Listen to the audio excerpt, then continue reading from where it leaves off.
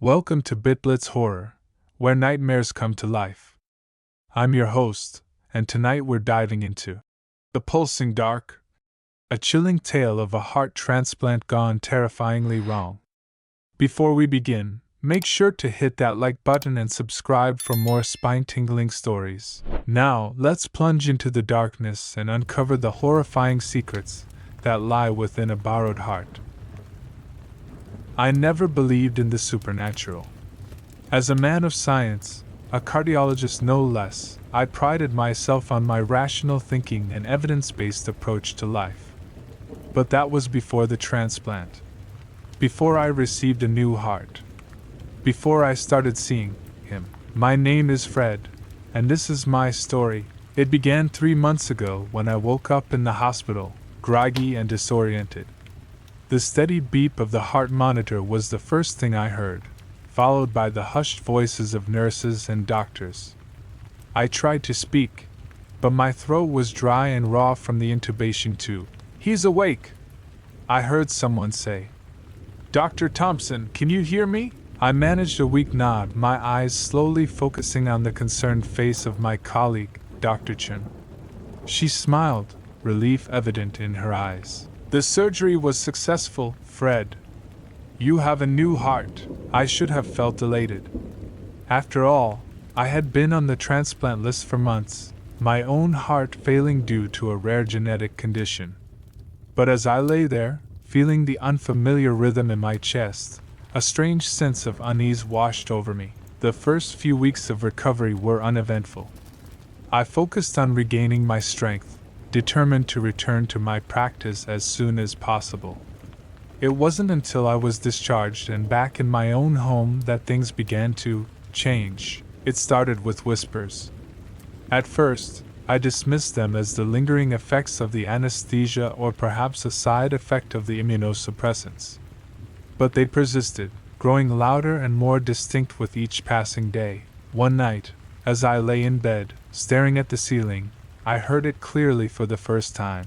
"Hello, Fred." I bolted upright, my new heart pounding in my chest.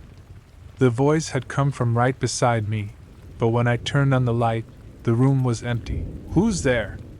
I called out, my voice trembling despite my attempts to remain calm. Silence. I convinced myself it was just a vivid dream, a product of stress and medication. But deep down, I knew something was terribly wrong. The next day, as I stood in my kitchen making coffee, I saw him for the first time. A reflection in the window, not my own, but that of a young man with piercing blue eyes and a sad smile. I spun around, but there was no one there. When I looked back at the window, only my own pale, frightened face stared back at me. "What's happening to me?" I whispered, clutching the counter for support. "You know what's happening, Fred," the voice replied, this time seeming to come from within my own head. "You're a doctor. You understand better than anyone." I shook my head, trying to clear my thoughts. "This isn't real. It can't be real." "But it is," the voice insisted. "I'm as real as the heart beating in your chest." My heart. Over the next few days, the encounters became more frequent. The young man would appear in reflective surfaces, windows, computer screens, even the polished steel of my refrigerator. He never spoke through these apparitions, only watched me with those haunting blue eyes. The voice, however, was constant. It whispered to me throughout the day, commenting on my actions, asking questions about my life. At night, it told me stories of a life cut short, of dreams unfulfilled, of a family left behind. I learned his name was Daniel. He had been a 28-year-old teacher, engaged to be married. He died in a car accident, his life ending just as it was truly beginning. And now, somehow, he was here with me, tethered to his heart that now beat in my chest. I tried to ignore him, to go about my life as if everything was normal. I returned to work, throwing myself into my patients' cases with renewed vigor. But even there, I couldn't escape. During a routine examination, as I listened to a patient's heartbeat through my stethoscope, Daniel's voice cut through the rhythmic thumping. "Her mitral valve is narrowing," he said. "You should order an echocardiogram." I jerked back, startled. The patient, an elderly woman, looked at me with concern. "Is everything all right, Dr. Thompson?" I forced a smile. "Yes, of course. I think we should run a few more tests." An echocardiogram, specifically, the test confirmed Daniel's diagnosis. A part of me was grateful for the insight that potentially saved my patient from a more serious condition. But mostly, I was terrified. How could he know? How could any of this be happening? As the weeks passed, I found myself withdrawing from friends and colleagues. How could I explain what was happening to me? They'd think I was going mad. Perhaps I was. I began researching cellular memory, the controversial idea that memories and personalities could be stored in organs and transferred during transplants. Most of the scientific community dismissed it as pseudoscience, but I was desperate for any explanation that didn't involve me losing my mind. Daniel seemed amused by my efforts.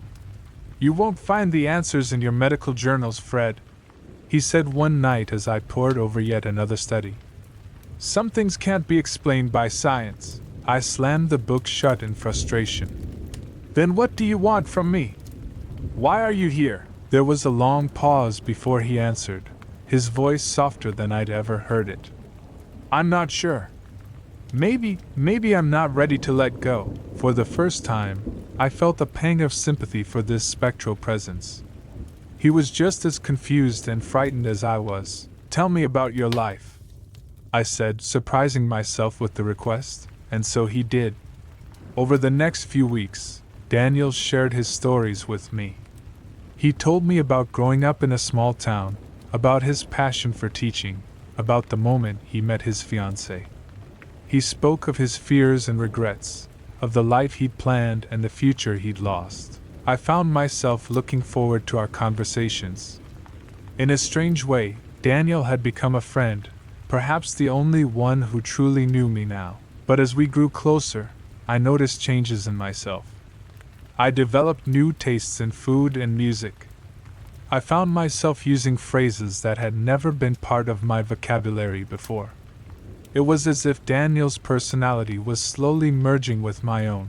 One day, as I walked past a music store, I felt an overwhelming urge to go inside. My fingers itched to touch the guitars on display, though I'd never played an instrument in my life. "I used to play," Daniel's voice whispered. "Every day after school." Without thinking, I bought a guitar. That night, I sat in my living room, the instrument cradled in my lap. My fingers moved over the strings, forming chords I shouldn't have known. A melody flowed from the guitar, hauntingly beautiful and achingly sad. As I played, I felt a warmth in my chest, as if the heart itself was responding to the music. Tears streamed down my face, but I couldn't tell if they were mine or Daniel's. The line between us was blurring, and it terrified me. I decided to seek out Daniel's family. I told myself it was to give them closure, to let them know their son's heart was still beating. But deep down, I knew I was looking for a way to set him free. Finding them wasn't difficult. Daniel had told me enough about his life that I could locate his parents easily. I drove to their home, his heart, pounding with anxiety. As I stood on their doorstep, I suddenly realized the insanity of what I was doing. How could I explain my presence? What could I possibly say? Before I could turn and leave, the door opened. A woman in her 60s stood there, her eyes red-rimmed and tired. Daniel's mother. "Can I help you?" she asked. I opened my mouth, but no words came out. And then, to my horror, I felt my consciousness being pushed aside. It was as if I was a passenger in my own body, watching as Daniel took control. "Mom," my voice said, but it wasn't me speaking. "It's me. It's Daniel." The woman's face drained of color. She stumbled backward, her hand clutching her chest. "This isn't possible," she whispered. For the next hour, Daniel spoke through me, telling his mother things only he could know. He expressed his love for her and his father, his regrets for leaving them so soon. He assured them he was at peace. I watched, helpless, as this woman's grief and joy warred on her face. When Daniel finally relinquished control, I found myself enveloped in the tight embrace of a grieving mother. As I drove home that night, I felt a shift in the air. Daniel's presence seemed lighter somehow, less oppressive. "Thank you," he said softly. "I needed that." "They needed that." I nodded, unable to speak past the lump in my throat. In the days that followed, I noticed Daniel's appearances becoming less frequent. His voice, once constant, now only whispered occasionally.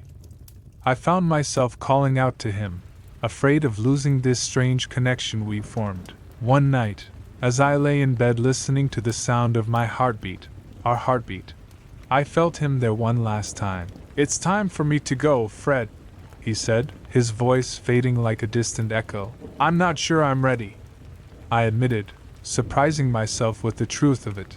I felt a warmth spread through my chest, like a comforting embrace. "You'll be okay. My heart is strong. It will serve you well, Daniel." But he was gone. I felt it with a certainty I couldn't explain.